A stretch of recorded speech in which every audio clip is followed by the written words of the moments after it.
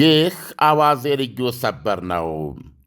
ኢራን የዓለምን 1/5 የነዳጅና ጋዝ መተላለፊያ ጉሮሮ ሆርሙዝ ሰርጥን አንቃ መያዟን በመቀጠል በኢራቅዋ ግዛት ውስጥ ይንሳፈፉ የነበሩ 2 የነዳጅ ጫኝ መርከቦችን አነደደች። የተባበሩት አረብ ኤሚሬት ውስጥም እንደዚሁ 3ኛ ነዳጅ ጫኝ መርከብ ተመቷል። ቴህራን ትናንት ሆርሙዝ ሰርጥ ውስጥ ለእሳት ከዳረገቻቸው ሌሎች 3 ነዳጅ ጫኝ መርከቦች ጋር ቁጥሩ ወደ 6 አሻቅበዋል። የዓለም የድፍድፍ የነዳጅ ዋጋ ይህ በእንዲህ እንዳለ ምሽቱን በበርሜል $100 በላይ አሻቅቦ አድሯል። ያውም አሜሪካና እንግሊዝን ጨምሮ የዓለም አቀፉ ኤነርጂ ኤጀንሲ አባል ሀገራት በጦርነቱ ምክንያት ነርቮ የተነካውና መረን የወጣውን የነዳጅ ዋጋ ንረት ለመለጎም የሚረዳ ያሉትን በታሪክ የመጀመሪያ በብዛት ደረጃ የሆነውን 400 ሚሊዮን በርሜል ድፍድፍ ነዳጅ ዘይት ለገበያ እንዲወጣ ቢስማሙም የእንግሊዝ የባህር ንግድ ሥራዎች በምህጻረ ቃል ዩኬምቶ ዛሬ እንዳስታወቀው አንድ የነዳጅ ጫኝ መርከብ የተባበሩት አረብ ኤሚሬትስ የውሃ ዳርቻ አጠገብ ተመትቶ በሰዓት ተጭሯል። ሌሊቱን ማለት ነው። በ48 ሰዓቱ 6ኛው የኢራን ጥቃት ሰለባ የሆነ መርከብ ነው። መርከቡ ከዱባይ አጠገብ ከሚገኘው ዋነኛ የወደብ ከተማ ጃበል አሊ በስተሰሜን 49 ኪሎ ሜትር ገደማ ላይ ነበረ። በመርከቧ ላይ የደረሰውን ሙሉ ጉዳት ለመገምገም ጨለማው ሳይፈቅድ ቀርቷል። በመርከቧ ሠራተኞች ላይ የደረሰ ጉዳት የለም። ኢራቅ የውሃ ክልል ውስጥ ከተመቱት 2 ነዳጅ ጫኝ መርከቦች ውስጥ 38 ሠራተኞች ከአደጋው ማተፍ ሲቻል አንዱ ተገድሏል። በፍልሚያው ግንባር ደግሞ የኢራን እስላማዊ አብዮታዊ ዘብ ኮር IRGC ከሊባኖሱ ሄዝቦላ ጋር በመቀናጀት አካሄድኩት ባለው 5 ሰዓታት የቆየ የጋራ ጥቃት ከ50 በላይ ኢላማዎችን እስራኤል ውስጥ መትቻለሁ ብሏል። እስራኤል በወገኗ ሄዝቦላ በሰሜናዊ ከተሞቿ ላይ 150 ሚሳይሎችና ሰው አልቦች መተኮሱን አረጋግጣ በጥቃቱ አንድ የ35 ዓመት ሴትና ሌላ የ40 ዓመት ጎልማሳ በፍንጥርጣሪ ቆስለው ወደ ሆስፒታል መወሰዳቸውን ገልጻለች። እስራኤል እንደገለጸችው የሄዝቦላ ባለመቶ ሮኬት የመጀመሪያ ዙር ጥቃት ጀምረው ትናንት ከምሽቱ 2 ሰዓት ነበረ። በተመሳሳይ ሰዓት አቅራቢያ የኢራን ሚሳይሎችም ሰሜናዊና ደቡባዊ የሀገሪቱ ክፍል ላይ ተነጣጥረው ተተኩሰዋል። አይዴፍ እንደገለጸው የእስራኤል የመከላከያ ተኩሶች የሁለቱንም የተቀናጀ የሚሳይልና የሰው አልባ እሩምታዎች በስኬታማነት አውድሟል። ጥቃቶቹ እሳት ከማስነሳትና በሁለቱ ሰዎች ላይ ቀላል የመቁሰል አደጋ ከማድረሳቸው በስተቀረም አንድም የከበደ ጉዳት እንዳልደረሰ ታውቋል። ከሁለቱ እስራኤላውያን አንዱ የቆሰለው ሰሜናዊ የእስራኤል ከተሞች ውስጥ በአንዱም በፍንጣሪ የተመታ መኖሪያ ቤት ጋር በተያያዘ ነው። ሄዝቦላ ዘግይቶ ባከታተላቸው የሮኬትና የሰው አልባ ተጨማሪ 50 ተኩሶች በገሊላና በሃይፋ እንደዚሁም ከሊባኖስ ድንበር 50 ኪሎ ሜትር ርቀው በሚገኙ ስፍራዎች የአደጋ ማስጠንቀቂያ ዋይታዎች እንዲስተጋቡ አስገድዶ ነበረ። ይሁንና በሰውም ሆነ በንብረት ላይ አደጋ እንደማያደርሱ የታመነባቸው ሚሳይሎች ወይም ሰው አልቦች አውላላ ሜዳ ላይ ወድቀዋል። ሄዝቦላ የተኮሰው የረጅም ርቀት ሚሳይል በቴል አቪቭ አካባቢ የማስጠንቀቂያ ዋይታዎች እንዲስተጋቡ ማድረጉም ታውቋል። ሄዝቦላ በመግለጫ ወደ ቴል አቪቭ ያነጣጠረው ጥቃቱ 8200 ተብሎ የሚታወቀው ወታደራዊ የስለላ ምድብ የሚገኝበት ጊልያድ ጦር ሰፈርን ለማውደም እንደነበረ ገልጿል። የአደጋ ጊዜ ሠራተኞች እንደገለጹት ሞሻብ ሃንያል በተሰኘው ቀይ ውስጥ የሚገኝ አንድ መኖሪያ ቤት የሚሳኤል ስባሪ ወድቆበት ተጎድቷል። በሰው ላይ ግን የደረሰ የሞትም ሆነ የመቁሰል አደጋ የለም። ከዚሁ ጋር ተያይዘውም የእስራኤል አየር ኃይል በዛው ሰዓት በደቡባዊ ቤይሩት ላይ በወሰደው የአጸፋ እርምጃ በ30 ደቂቃ ውስጥ 10 የሕዝብ ጣቢያዎችና በደርዘኖች የሚቆጠሩ መተኮሻዎችን ማውደሙን ገልጿል። የእስራኤል ጦር እንደገለጸው የሄዝቦላን ተኩስ ተከትሎ የተካሄደው ይህ ድብደባም መተኮሻዎችን ማውደም ብቻ ሳይሆን እስራኤል ላይ ሌላ ሩምታ ለመክፈት ሲጎናበሱ የነበሩ የሄዝቦላ ተኳሾችንም አግኝቶ ገድሏቸዋል። የማዘዣ ጣቢያዎቹ የተመቱ ዳዬ በተባለውና የሄዝቦላ መናኸሪያ መሆኑ በሚታወቀው የቤይሩት መዳረሻ ክፍል ላይ መሆኑን ገልጿል። እስራኤል እስካሁን ድረስ ከቤይሩት በስተደቡብ ከ70 በላይ ኢላማዎች የደበደበች ሲሆን ከዚህ ውስጥ 50 ያህሉ ባለብዙ ፎቅ ሕንፃዎችን ሙሉ በሙሉ መሬት ያነጠፉ ናቸው። እስከ ዛሬ ድረስ ሄዝቦላ ጦርነት ውስጥ ከገባበት ጊዜ ጀምሮም የተገደሉ ሊባኖሳውያን ቁጥር 634 ደርሷል። ጊዜው አሁን ነው። በአዲስ አበባ እምብርት የቤት ባለቤት የመሆን ወርቃማ ዕድል። ቴምር ሪል ስቴት በቡልጋሪያ አፍሪካ ህብረት አጠገብና በአዋሬ ቤተ መንግሥት አቅራቢያ የሚገኙ ዘመናዊ አፓርታማዎችን ከ30 እስከ 35 በመቶ በሚደርስ ታላቅ ቅናሽ ለሽያጭ አቅርቧል። ቡልጋሪያ ባለ 1 መኝታ 69 ካሬ በ5.5 ሚሊዮን ብር፣ ባለ 2 መኝታ 82 ካሬ በ6.6 ሚሊዮን ብር፣ ባለ 3 መኝታ 126 ካሬ በ10.1 ሚሊዮን ብር ብቻ። አዋሬ ባለ 1 መኝታ 80 ካሬ በ5 ሚሊዮን 560 ሺህ ብር፣ ባለ 3 መኝታ 131 ካሬ በ9.1 ሚሊዮን ብር በ20 በመቶ ቅድመ ክፍያ የህልሞን ቤት በእጆ ያስገቡ። በተጨማሪ የንግድ ሱቆችንም በ3.9 ሚሊዮን ብር ጠቅላላ ክፍያ ከ900 ሺህ ብር ቅድመ ክፍያ ጀምሮ ማግኘት ይችላሉ። ቅናሹ ሳያልቅ በ0901 29 20 80 ወይንም በ0912 73 0454 አሁኑኑ ይደውሉ። ቴምር ሪል ስቴት። ዳንኤል እንደምናደርግ እንደምናደርግ አለም እንደምታየው ይህ ጦርነት ከድጡ ወደ ማጡ እየሄደ ነው። ዓለም አቀፋዊ አንድምታ ወይም ዳፋው በዚህ መልኩ አስጨናቂ እየሆነ እየመጣ ነው። የነዳጅ ዋጋ እስከ $80 አቆልቁሎ እንደነበር ይታወሳል። $80 ቢሆን ከጦርነቱ መጀመር በፊት ከነበረው ዋጋ 20 በመቶ የጨመረ ነው። አሁን እንደገና ተመልሶ $100 በላይ አሻቅቧል። ይሄ ለዓለም ጥሩ ዜና አይደለም። በተለይ ለታዳጊ ሀገሮች አጥንት የሚሰብር ዜና ነው። ይህ ጦርነት ተጨማሪ 1 ሳምንት ከሄደ 2 ሳምንት ከገፋ ወደ $150 እንደሚያሻቅብ አስቀድሞ እየተቀመጠ ነው እና ሊያስከትል የሚችለው ዓለም አቀፋዊ ቀውስ ከወዲሁ ፍንትው ብሎ የሚታይ ነው። ነዳጅ ማለት የትራንስፖርት የደም ስር ነው። የትራንስፖርት የደም ስር ማለት ደግሞ ምግብ ነው። ስለዚህ ዓለምን ወደ ከፋ የምግብ ዋጋ ንረት፣ የኢኮኖሚ መቀመቅ ውስጥ ብሎም ዓለም አቀፋዊ የኢኮኖሚ ሪሴሽን ድቀት ያስከትላል ተብሎ ነው የሚፈራው። ይሄን በተመለከተ ኢራኖች ያስቀመጡት ይህንን መተላለፊያ አንቀው ይዘው የነዳጅ ዋጋ አይናችሁ እያየ በበርሜል $200 ይደርሳል ነው የሚሉት። ይሄ ብዙ አልጋዎችን የሚፈነቅል ቀውስ ነው የሚያመጣው።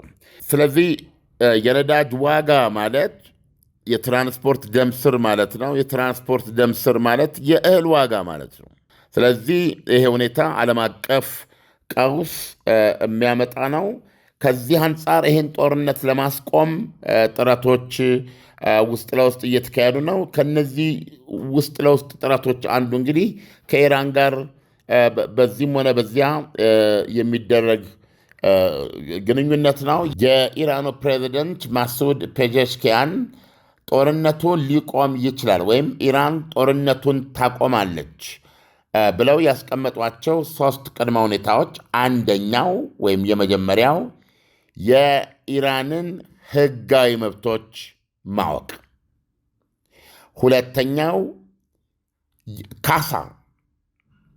ሁለተኛው ካሳ እና ሶስተኛው አሜሪካና እስራኤል ዳግም ኢራን ላይ ምንም አይነት ጥቃት እንደማያካሄዱ ዋስትና ማግኘት ናቸው።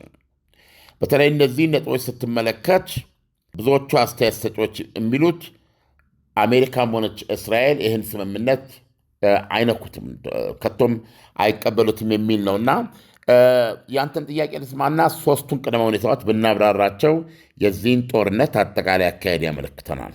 ዓለም ኢራን በሆርሙዝ ሰርጥ ላይ የምታደርገው ጥቃት ከአሜሪካ ቁጥጥር ውጪ ወይም አሜሪካ ነዳጅ ጫኝ መርከቦችን እንዳይመቱ መከላከል አልቻለችም ማለት ነው ወይ? አልቻለችም ሳይሆን አሜሪካ እንግዲህ የምትለው በጦር መርከቦቼ እያጀብኩ አሳልፋለሁ ነው። ሁለት መንገድ ነው አሜሪካ የምትለው። አንድ አጀብ እየሰጠው ነዳጅ ጫኑ መርከቦችን አሳልፋለሁ፣ አብሮ ደግሞ የኢራንን የሆርሙዝ ሰርጥ የመዝጋት አቅምን አወድማለሁ ነው። ከዚህ ጋር በተያያዘ ለምሳሌ ባለፈው የዘገብነው አዲስ የደረሰን የለም፣ በኋላ ላይ የሚገለጽ ይሆናል። እስካሁን በጠቅላላው ከ50 በላይ የኢራንን የባህር ኃይል የጦር መርከቦችና ወይም ጀልባዎች በአጠቃላይ ማስመጧን ገልጻለች ወይም ማውደሟን። በተጨማሪ ደግሞ 16 የኢራን ፈንጂ አንጣፊ መርከቦችን እነሱን ደምስሻለሁ ብላለች። ውጊያው እንደቀጠለ ነው ማለት ነው። ኢራን በሚገርም ሁኔታ በርካታ ፈንጂዎች እያነጠፈች መሆኗን የሚገለጸው እነዚህ ፈንጂዎች እስከ 360 ኪሎ ግራም ክብደት ያለው ፍንዳታ መፍጠር የሚችሉ ናቸው። የትኛውንም የነዳጅ ጫኝ መርከብ ከስሩ የሚቦረድሱ ናቸው። ይሄ ማለት ነዳጁ ይፈሳል፣ አካባቢውን ይበክላል፣ እንደገና መርከቡ ይሰናከላል፣ የእሳት ገዋን የሚነሳው፣ የመርከቧ ሰራተኞችም ሊሞቱ ይችላሉ፣ ሊገደሉ ይችላሉ። ስለዚህ ይህንን እያደረገች ነው ያለችው። ዶናልድ ትራምፕ እስካሁን መጫኗን የምናውቅበት ነገር የለም፣ መረጃ የለኝም በእጄ። ነገር ግን ጠምደሽ ከሆነ ግን ወዲያውኑ ነቃቅለች፣ ወዲያውኑ ኢሚዲየትሊ ወዲያውኑ ነቃቂ፣ አለበለዛ ታይቶም ተሰምቶም የማያውቅ ጥቃት እናደርሳለን ብለው ነበረ። አሁን ያንን አቅጣጫ እየገፉበት አይደለም፣ ምክንያቱም ኢራኖች እያጠመዱ ነው ዛቻቸውን ባለመቀበል። በነገራችን ላይ ኢራኖች ደጋግመው እያሉ ያሉት የዶናልድ ትራምፕን ማስጠንቀቂያዎች ባዶ ማስጠንቀቂያ እያሉ ነው። ስለዚህ አሁን አሜሪካ አጅባ ማሳለፍን ግን አልጀመረችም። ስለዚህ ኤኒታይም የባህር ኃይሏ እያጀበ ያሳልፋል። የኢራንንም የመዝጋት አቅም ጥቃት በማድረስ ሆርሙዝ ሰርጥን እንዳይዘጋ ያደርጋል ቢባልም በምን ያህል ጊዜ ውስጥ የተሳካ ሊሆን ይችላል? አሁን እንደነገርኩ ከአሁን በኋላ ሌላ ተጨማሪ 10 ቀን ውጊያው ከቀጠለ የዓለም የነዳጅ ዋጋ ወደ $150 ማሻቀቡ ሳይታለም የተፈታ ነው። ከዛ ተጨማሪ አንድ ሳምንት ከሰጠው $200 ይደርሳል ብለው ኢራኖች ገምግመዋል። $200 ማለት ነው። ይሄ ያለው ሪያሊቲ ይሄ ነው። አሁን ወደ እንትኑ ስንመጣ ኢራን ህጋዊ መብቶቼ እውቅና ማግኘት አለባቸው፣ ይሄን ጦርነት እንዳቆም ነው የምትለው። ወይም ኢራኖች የሚሉትን ነገር ተግባራዊ እያደረጉ ነው። ይሄንን ጦርነት ማቆም የሚችለው ኢራን እንጂ ሌላ ማንም አይደለም። ለምንድን ነው? እዚህ ውስጥ የጊዜ ጨዋታ ነው ያለው። በዚህም ተባለ በዛ የነዳጅ ዋጋ በዚህ መጠን መውጣቱ ራሷን አሜሪካንን ጨምሮ ነግሬያለሁ፣ ዓለም አቀፍ ክራይሲስ የሚያመጣ ነው። ትልቁ ጦርነት አሁን ይሄንን ቀውስ ለማስቀረት ነው። ይሄንን ቀውስ ለማስቀረት የማያወላዳ ትክክለኛው መፍትሄ ጦርነቱን ማቆም ነው። የጦርነቱ መቆም ገበያውን አውቶማቲካሊ ያረጋገዋል። እናም የዓለማችን 1/5 የነዳጅና የተፈጥሮ ጋዝ መተላለፊያ ሆርሙዝ ሰርጥ አገልግሎት መስጠት ይቀጥላል ማለት ነው። ከዛ በኋላ የተዘጉ ምርት ይቀጥላል፣ ማከማቸት ይቀጥላል፣ ወደ ገበያ ማቅረብ ይቀጥላል ማለት ነው። ስለዚህ አሁን አሜሪካ ኢራንን በማጥቃት ሆርሙዝ ሰርጥ እንዳይዘጋ ለማድረግ እችላለሁ ማለቷ ለምሳሌ ትችላለች ብለን ብናስብ ግን በምን ያህል ጊዜ? አየህ፣ ትልቁ ጥያቄ ያለው ጊዜ ውስጥ ነው። ስለዚህ የጦርነቱን አውቶማቲካሊ ማቆምን የሚስተካከል አማራጭ እንደሌለ ነው እየተጻፈ ያለው። ኦኬ፣ በዚህ ሁኔታ አሜሪካና እስራኤል ለማቆም ፈቃደኛ ይሁኑ እንበል። ኢራን አላቆምም ነው የምትለው። ኢራን ለማቆም 3 ቅድመ ሁኔታዎች መሟላት አለባቸው። ህጋዊ መብቶቼ መታወቅ አለባቸው። ምንድናቸው የኢራን ህጋዊ መብቶች? አንደኛ ኢራን የኒውክሊየር ምንድነው ዩራኒየም ማበልጸግ ሉዓላዊ መብቴ ነው የምትለው። እንደ ማንኛውም ሀገር ዩራኒየምን ወይም ዩራኒየም ለሰላማዊ ዓላማ አበለጽጋለሁ። ስለዚህ ማንኛውም በኒውክሊየር ፕሮግራሟ ላይ የሚደረግ ድርድር የኒውክሊየር መሳሪያ ፕሮግራሟ ላይ ካልሆነ በስተቀረ ኒውክሊየር ምንድነው ዩራኒየም የማበልጸግ መብቷን ወይም ቶታሊ ኒውክሊየር ሪያክተር አይኖርሽም፣ የምታበለጽግ ዩራኒየም ሊኖርሽ አይችልም። በሌላ በኩል ከዚህ በፊት ያልነው ነው በምታቀርቢ በፍላጎቶች መጠን ዓለም አቀፉ የአቶሚክ ኤነርጂ ኃይል በሚፈቅደው የሰላማዊ ዩራኒየም የበለጸገ ደረጃ ይሰጥሻል።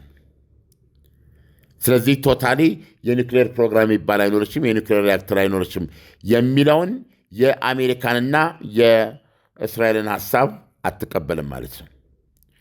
ስለዚህ ኢራን ለሰላማዊ ዓላማ ዩራኒየም የማበልጸግ መብቷን ዕውቅና መስጠት ያስፈልጋል። ይሄ ቅድመ ሁኔታ ነው። አንድ እሱ ብቻ አይደለም። ለምሳሌ ሁለተኛው የሚሳኤል ምርቷ ነው። የሚሳኤል ምርቷን በተመለከተ ሚሳኤሌ ራሴን መጠበቂያ ነው። ትናንት ካደረሳችሁብኝ ድብደባ የሰኔው ድብደባም ያዳነኝ ሚሳኤሌ ነው፣ ሰልፍ ዲፌንስ። አሁንም እያደረጋችሁብኝ ካለው ድብደባ እየተከላከልኩና ራሴን እያዳንኩ ያለሁበት መከላከያ ሚሳኤሌ ነው። ስለዚህ በሚሳኤል ጉዳይ አልደራደርም። ረጅም ርቀት መቼ ሚሳኤሎችን አስወግጂ የሚል ነው በአሜሪካና በእስራኤል በኩል ያለው። ከ1200 ኪሎ ሜትር ነው፣ ከዛም በታች ዝቅ ሊል ይችላል። ይሄንን አቁም የሚለው ቤዚካሊ በዚህ ጉዳይ አልደራደርም ነው የምትለው። እንደገና ከሺዓዊ ተራዳ ኃይሎች ጋር ያለሽን ግንኙነትና እርዳታ አቁም የሚል ነው።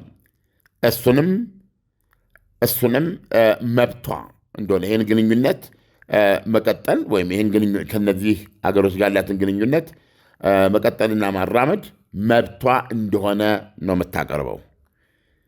እስራኤል ደግሞ ይህ ሺዓዊ ተራዳ በአንገቴ ላይ የተጠመጠመ እባብ ነው ስትል ቆይታለች እና አሁን ብዙዎቹ ይሄ ተቀጽላው ከአንገቴ አውርጄዋለሁ።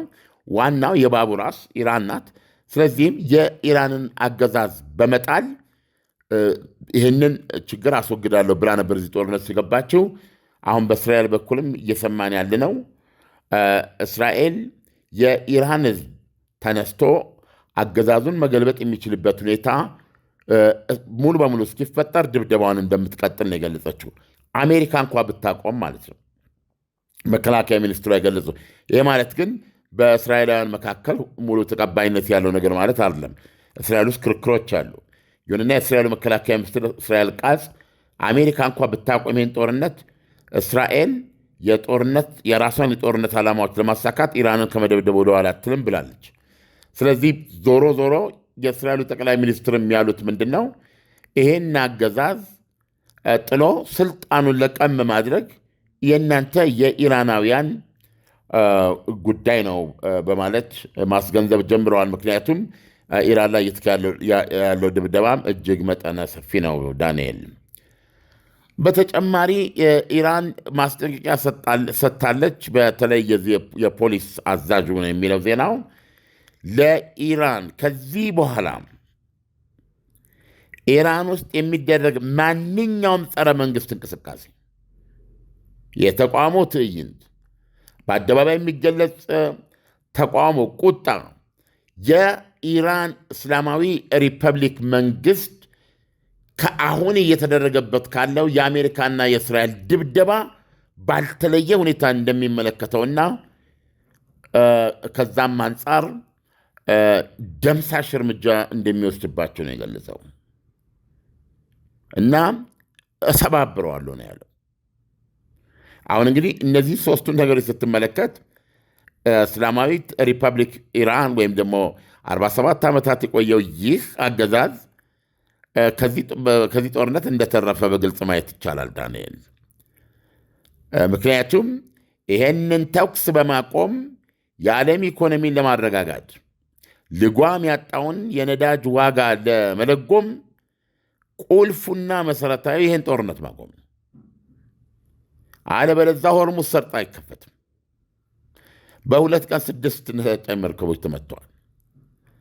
ስለዚህ ይህን ሁኔታ ማቆም ካስፈለገ አሁን ኢራን በሚያቀርቡት ህጋዊ መብቶቻችንን ማወቅ፣ ካሳ እንግዲህ ካሳም አለው እዚህ ላይ እንግዲህ በዋነኛነት ግን እስራኤልና አሜሪካ ከዚህ በኋላ ኢራን ላይ እንደማይተኩሱ ዋስትና ማግኘት ነው።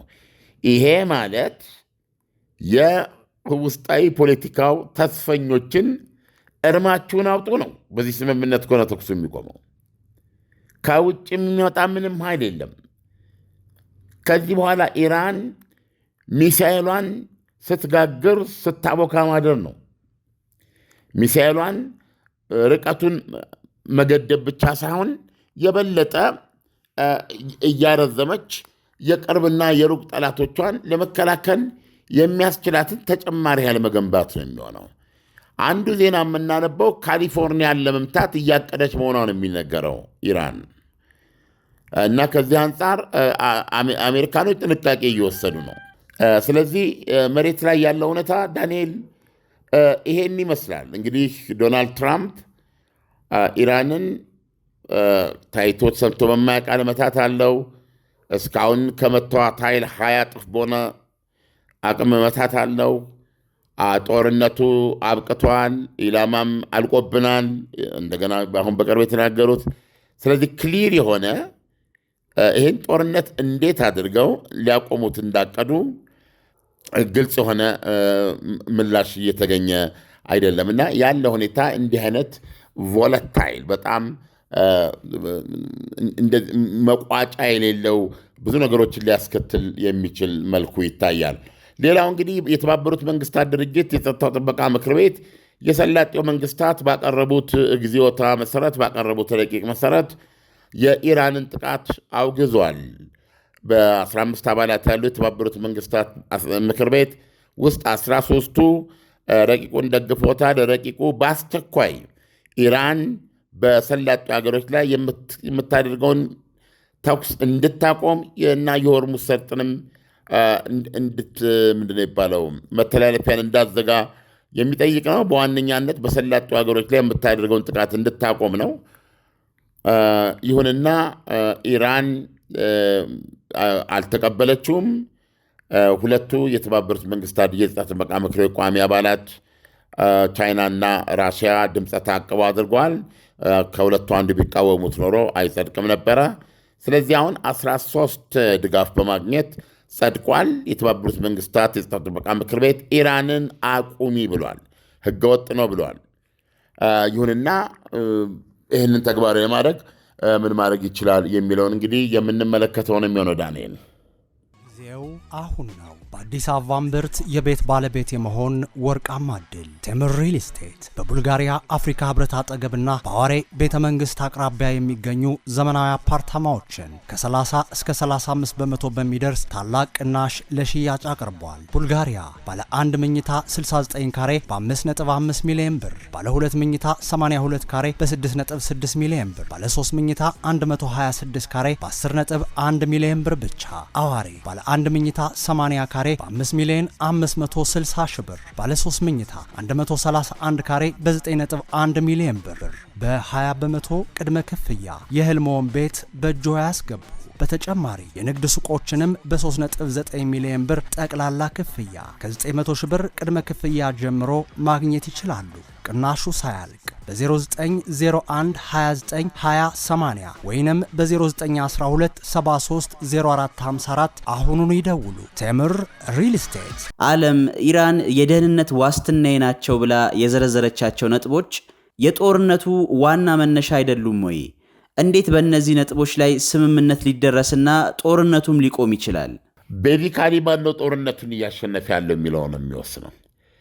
አሁን አየህ ኢራን ጦርነቱን እያሸነፍኩ ነው ብላ ነው የምታምነው። ለምን እሺ ብለው እሱ ያቀረበችውን ቅድመ ሁኔታ ተቀብለው የማይስማሙ ከሆነ ጦርነቱ ይቀጥላል። ጦርነቱ ቀጠለ ማለት የዓለም የነዳጅ ዋጋ ወደ $150 በበርሜል ከዛም ወደ $200 በበርሜል ይሄዳል። ይሄንን ምን ማለት ነው የሚለውን ያው ደጋግመን ለአድማጮች ቃል እየገባን ነው። ሁኔታዎች በዚህ ሁኔታ እየበረቱ ከሄዱ ያን ጊዜ ተያይዞ የሚመጣ ምን ማለት ይሆናል ምን የሚለውን እንመለከታለን ማለት ነው በስፋት። በአጭሩ ግን መናገር የሚቻለው ዓለም አቀፋዊ ቀውስ ነው የሚያመጣው። ኦልሬዲ ለምሳሌ አሜሪካን ውስጥ ራሱ የነዳጅ ዘይትና የጋዝ ዋጋ ጨምሯል። ዶናልድ ትራምፕ ወደ ስልጣን የመጡት የጆ ባይደን አስተዳደር ያባባሰውን የኑሮ ውድነት አረግባለሁ ጉንጫችሁ እስኪፋፋ በእኔ ጊዜ ትበላላችሁ ብለው ነው። ስለዚህ አሁን በተቃራኒው ግን በአሁኑ ሰዓት አሜሪካ ውስጥ ኑሮ እየነደደ ነው። ስለዚህ የትም ቦታ በአውሮፓም በአሜሪካም የጉዳቱ መጠን ይለያያል። በቻይናም በአጠቃላይ የኢኮኖሚ ፕሮጀክታቸው ላይ ትልቅ ተጽዕኖ ያለው ነው። በተለይ ታዳጊ ሀገሮች ላይ ምንም ማብራሪያ አያስፈልገውም። ለምሳሌ ሌላ ማሳያ የዚህ ጦርነት መቀጠል የሰላጤው ሀገሮች በዚህ በ2026 ዓ ም በፈረንጆች ፕሮጀክት ያስተደረገው ከቱሪዝምና ከትራቭል ከጉዞ የአውሮፕላኖች አገልግሎት እና ከቱሪዝም ያገኛሉ ተብሎ የተቀመጠው በድምሩ $207 ቢሊዮን ነበር። በዚህ ስሌት መሰረት አሁን ይሄ አገልግሎት ከሞላ ጎደል የለም አሁን። ስለዚህ በየቀኑ $600 ሚሊዮን እየከሰሩ ነው። የጦርነት ዛሬ ስንተኛው ቀን ነው? ቅዳሜ 8፣ እሁድ 9፣ ሰኞ 10፣ ማክሰኞ 11፣ ሮብ 12 አይ ቲንክ ዛሬ 13ኛ ቀኑ ነው አይደለም? ካለፈው የትናንት ቅዳሜ ሳምንት ያለፈው ቅዳሜ ሳምንት ነው የጀመረው። ስለዚህ በዚህ ጊዜ ውስጥ በትንሹ $6 ቢሊዮን በላይ በቱሪዝምና በትራቭል ዘርፉ ኪሳራ ደርሷል ማለት ነው። ሁለተኛ የተመቱ የነዳጅ ማምረቻዎች፣ ማጣሪያዎች እነዚህን ግምት ውስጥ አስገባ። ዳይሬክትሊ የተመቱ የወደሙ ህንፃዎች፣ ተቋሞች ነግሬሃለሁ። ራዳሮች ለምሳሌ ዮርዳኖስ ላይ 2 የታድ የሚባለው የአሜሪካ ጸረ ሚሳኤል ራዳሮች ናቸው። የአንዱ ራዳር ዋጋ $500 ሚሊዮን ነው። አስበው። በእነዚህ ሀገሮች በትሪሊየን ዶላሮች የገነቡት የአመቺ የዓለም የንግድ መናኸሪያ ቦታ የቢዝነስ መናኸሪያ ቦታ ለማድረግ የከፈሉት ዋጋ በምን ደረጃ እየተመታ ነው ያለው? አየህ። ከዚህ በኋላ ስለነ ዱባይ፣ ስለነ ሪያድ፣ ስለነ ዶሃ በበፊቱ መንገድ አታስብም። አየህ። እነዚህን ሁሉ ደምረ ስታያቸው የኪሳራው መጠን የትየለሌ ነው። ይህ ሁሉ እየደረሰ ያለው ለምንድን ነው? ኢራን እስራኤልና አሜሪካ የከፈቱባትን ውጊያ የምትዋጋበት የምትቋቋምበት አንዱ መንገድ ስላደረገችው ነው። ዛሬ በርካታ ሰው አልቦችን ሳውዲ አረቢያ ተከላክላለች። ተተኩሶባቸዋል። አሁን ከነጋ ተተኩሶባቸዋል። ስለዚህ ይሄ ጦርነት መቆም አለበት። ስለዚህ አሁን እንዴት ይቁም? ኢራንን ያላቆምም ነው የምትለው። ሆርሙዝ ሰርጥን በመዝጋት ችግሩን የፈጠረችው እሷ ነች። ሆርሙዝ ሰርጥን እንዳዘጋ ደግሞ ተዋግቼ አሸንፋለሁ ካልክ ዶናልድ ትራምፕ በሙሉ ኃይላቸው ተዋክተው በስንት ቀን ሊዘጉት ይችላሉ፣ ሊያስከፍቱትና ኢራን ምንም አይነት የመዝጋት አቅም እንዳይኖራት ማድረግ ይችላሉ። ምን ያህል ቀን ይፈጃል? ይቻላልስ ወይ በዚህ ደረጃ? ወይስ አጅቦ ማስተላለፍ ውስጥ ምን ያህል ስኬታማ ይሆናል? አሜሪካን ኮሚትመንት መውሰድ ትችላለች ወይ? ከወሰደች መቼ ይጀመራል? እና በዚህ መካከል የነዳጅ ዋጋ እንዴት ይሆናል ነው። ስለዚህ ይሄ ጦርነት እንዲቆም አሁን አሜሪካና እስራኤል እጃችንን ከቃታ ላይ አንስተናል ማለታችን ብቻ በቂ አልሆነም ማለት ነው። የኢራኑ ፕሬዚደንት ያሉት 3 ቅድመ ሁኔታዎች አሉኝ እንድቆም። አንደኛ ካሳ፣ እስካሁን ለደረሰብኝ ጉዳት በምን መልኩ እንደሚጠይቁ አልገባኝም፣ ግን ካሳ ጠይቃለች ኢራን። ከዛ በፊት ግን መብቶች፣ ህጋዊ መብቶች የምትላቸውን እውቅና መስጠት ያስፈልጋል የሚል ቢያንስ ኒውክሌሩን በተመለከተ ዩራኒየም የማበልጸግ መብቷን። ስለዚህም ምንድነው የኒውክሌር ማብላያዎቿን በመከለል ሳያስፈልጋት በይፋ ማንቀሳቀስና መስራት፣ ወደ ኒውክሌር እንደማትገባ በምትሰጥ ቃል መሰረት እየተቆጣጠርክ እየተከታተልክ የሚለው ነገር ይመጣል ማለት ነው።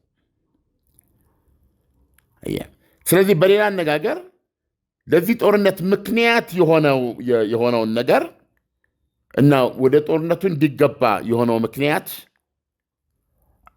አሜሪካኖች እና እስራኤል በድርድር እሺ ይሄን አድርጊልን፣ እሺ በቃ ይሄ ላንቺ በሚፈታ መልኩ እሺ ብለው ሲስማሙ ብቻ ነው የሚል ነው ዳንኤል። እና ነገሩ ጦርነቱን በማይጠበቅ ሁኔታ ሊያከፋና ያበጠው የፈንዳ የሚል ስሜት ሊከት ይችላል፣ አይታወቅም።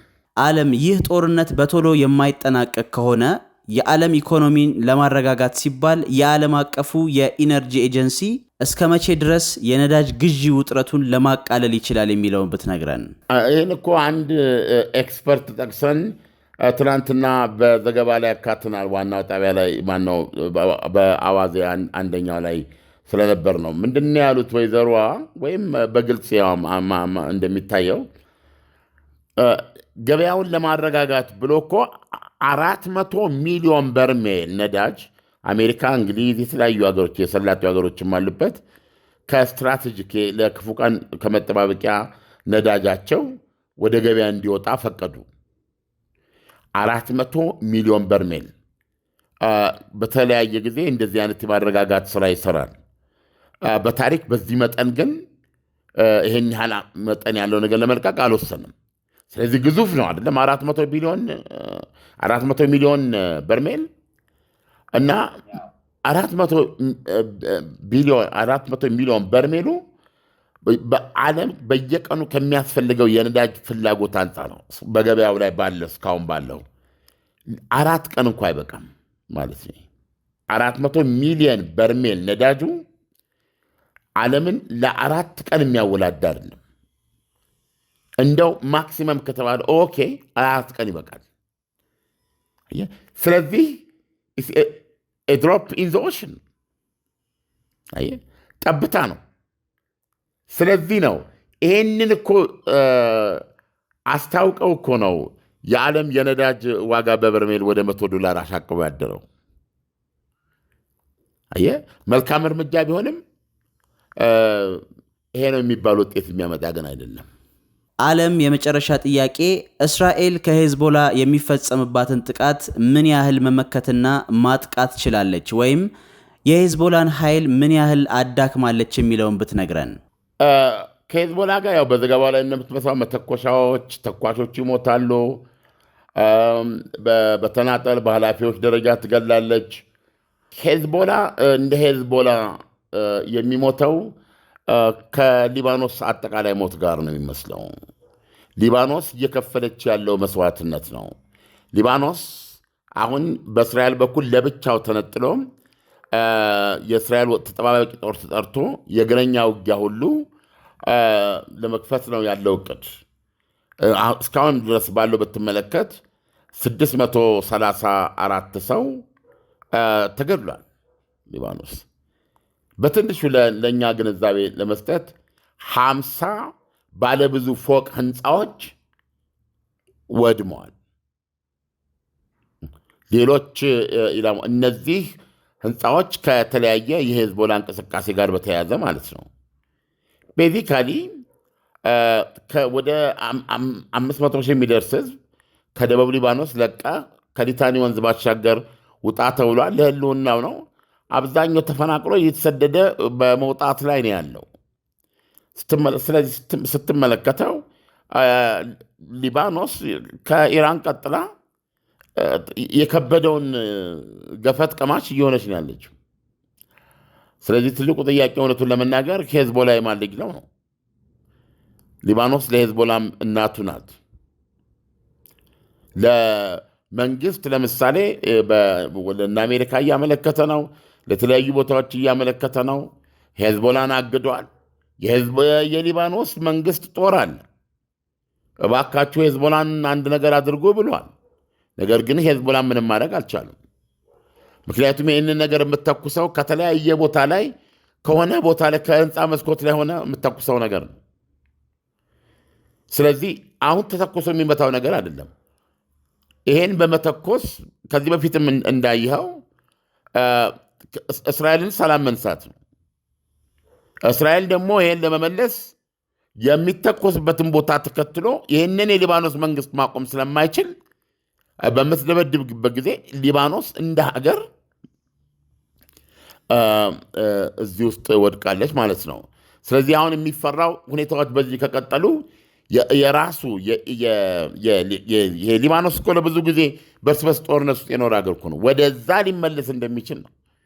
የሊባኖስ አርሚ ራሱ ሺያና ሱኒ በሚለው ለምሳሌ ሄዝቦላ ለይቶ የሺያ እስልምና የሺያ ሙስሊም ኃይል ነው እዛ። ስለዚህ አርሚ ውስጥ አሁን አርሚው ሄዝቦላን ለማቆም በሚንቀሳቀስበት ጊዜ በአርሚው ውስጥ ያሉ በሄዝቦላ ውስጥ መጨረሻ ላይ ይሄ ሴክታሪያን የምትለው ነገር ነው የሚመጣው። ስለዚህ አርሚው አባላት ውስጥ ራሱ ከፊሉ እየከዳ ወደ ሄዝቦላ ሊሄድ እንደሚችል ነው። እና ግራና ቀኝ ሆና ሊባኖስ ከዚህ በፊት የጦር አውድማ ነች ሊባኖስ። በነገራችን ላይ አሁን እኮ ነው አንጻራዊ እንትን። ስለዚህ ወደዛ ጦርነት ትገባለች የሚል ስጋት ነው ያለው። ምክንያቱም የኢራን የሺያዊ ተራዳ የሚባለው እንደነዚህ አይነት ኃይሎችን እየፈጠረ ነው የሚሄደው። የመን ብትሄድ ሀውቲዎች ሺያዎች ናቸው። ስለዚህ ሰናን ይዘዋል ዋናውን። እነ ሳውዲ አረቢያ የሚደግፏቸው ሱኒዎች ደግሞ ለሁለት ተገምሰው ደቡብ ክፍል ራስን ችዬ ነፃ እወጣለሁ በማለቱ ማነው ሳውዲ አረቢያ ዘብታበት፣ በዚህም የተነሳው ሳውዲ አረቢያ ከተባበሩት አረብ ኤሚሬት ጋር የተጋጨችበት ሁኔታ ነው ያለው። ስለዚህ ሳውዲ አረቢያ መቀዷ ይህንን የሱኒ መንግስት ወደ ሰና ለመመለስ ነው። ኢራን ደግሞ ሰና በእጁ የገባቸው ሀውቲዎች ከእጃቸው እንዳይወጣ ነው። ነገርኩ። ባህሬነች ሌላዋ ቀጣዩ ኢላማ ብያለሁ። በአንጻራዊ የቁጥር ብልጫ ያላቸው እንደዚህ ነው። ስለዚህ ሰን ኤምፓየር ኢራን ኤምፓየር ነች፣ ሺያዊ ኤምፓየር ነች። እና ይሄ ኤምፓየር ከዚህ በፊት ለምሳሌ ሶሪያ ውስጥ የአሁን የተገረሰሰው የአሳዶች መንግስት 10% የሚሆኑ በዚህ በሺአ እስልምና ውስጥ የሚካተት ቡድን ኃይል ነው። አሁን ነው አብዛኛው አብላጫው ከ70% በላይ የሶሪያ ህዝብ ሱኒ ነው። አሁን ያለው መንግስት የእሱ ነጸብራቅ ነው። አየህ፣ በዚህ መካከል እንኳ ውጊያ ተፈጥሮ ተዋግተው በሺ የሚቆጠር ሰው አሁን በቅርብ እንደሞተ ታውቃለህ። ኢቭን እንትን ካሉ በኋላ ስለዚህ ትልቅ ትራጀዲ አድርጋ ነው ኢራን የምትመለከተው። ኢራን ይህንን ሺያዊ ተራዳ እንደ መብቷ ስታቆይ ነገ በሶሪያ ጉዳይ ላይም ተመሳሳይ አቋሞች ይኖራሉ ማለት ነው። እና ውጥረቱ ስታየው እንደዚህ በቀላሉ የሚታይ አይደለም፣ ሰፊ ነገር ነው። እና አንዱ ለምሳሌ ማሳያ ከዚህ የአሜሪካ የጦር ሰፈሮች በጠቅላላው ከዚህ ከሳውዲ አረቢያ፣ ከተባበሩት አረብ ኤሚሬት፣ ከኳታር፣ ከባህሬን፣ ከኦማን፣ ከኩዌት፣ ከኢራቅ ይውጣልኝ ነው። እሱ ካልወጣ ደህንነት የለኝም፣ እነዚህ የተቋቋሙት እኔን ለመምታት ነው የሚል ነው። ነገር ግን ዞር ብለህ ስታየው አንድ ኢራን ነች እነዚህን ሁሉ እየተኮሰችባቸው ያለችው። እነዚህ ሀገሮች ጦርነት በመቅጠምና ባለመቅጠም መካከል ነው ያሉት። ስለዚህ እነዚህ በቀላሉ የሚታይ አይደለም። አዲስ ነገር ነው የተፈጠረ ያለውና ኢራንም ይሄንን ጦርነት መጀመሪያም በቃሏ ትገልጻለች። ወደዚህ ጦርነት ስገባ ዳግም ጦርነት እንደማይነሳብኝ የሚያረጋግጥ ዲተረንስ ነው የማደርገው ብላ ነበረ። ሶስቱ የኢራን ቅድመ ሁኔታዎች ዳግም ጥቃት እንደማይደረግባት፣ ለደረሰባት ጥቃት ካሳ የሚጠይቅ፣ ለተምኔቶቿ እውቅና የሚሰጥ ነው ያቀረበችው። ይሄ ነው። ዓለም ለሰጠህን ትንታኔ በጣም አመሰግናለሁ። መልካም ቀን ይሆንልህ። መልካም ቀን። ጊዜው አሁን ነው። በአዲስ አበባ እምብርት የቤት ባለቤት የመሆን ወርቃማ ዕድል። ቴምር ሪል ስቴት በቡልጋሪያ አፍሪካ ህብረት አጠገብና በአዋሬ ቤተ መንግስት አቅራቢያ የሚገኙ ዘመናዊ አፓርታማዎችን ከ30 እስከ 35 በመቶ በሚደርስ ታላቅ ቅናሽ ለሽያጭ አቅርቧል። ቡልጋሪያ ባለ 1 መኝታ 69 ካሬ በ5.5 ሚሊዮን ብር፣ ባለ 2 መኝታ 82 ካሬ በ6.6 ሚሊዮን ብር፣ ባለ 3 መኝታ 126 ካሬ በ10.1 ሚሊዮን ብር ብቻ። አዋሬ ባለ 1 መኝታ 80 ካሬ በ5 ሚሊዮን 560 ሺህ ብር፣ ባለ 3 መኝታ 131 ካሬ በ9.1 ሚሊዮን ብር በ20 በመቶ ቅድመ ክፍያ የህልሞን ቤት በእጆ ያስገቡ። በተጨማሪ የንግድ ሱቆችንም በ3.9 ሚሊዮን ብር ጠቅላላ ክፍያ ከ900 ሺህ ብር ቅድመ ክፍያ ጀምሮ ማግኘት ይችላሉ። ቅናሹ ሳያልቅ በ0901 29 20 80 ወይንም በ0912 73 0454 አሁኑኑ ይደውሉ። ቴምር ሪል ስቴት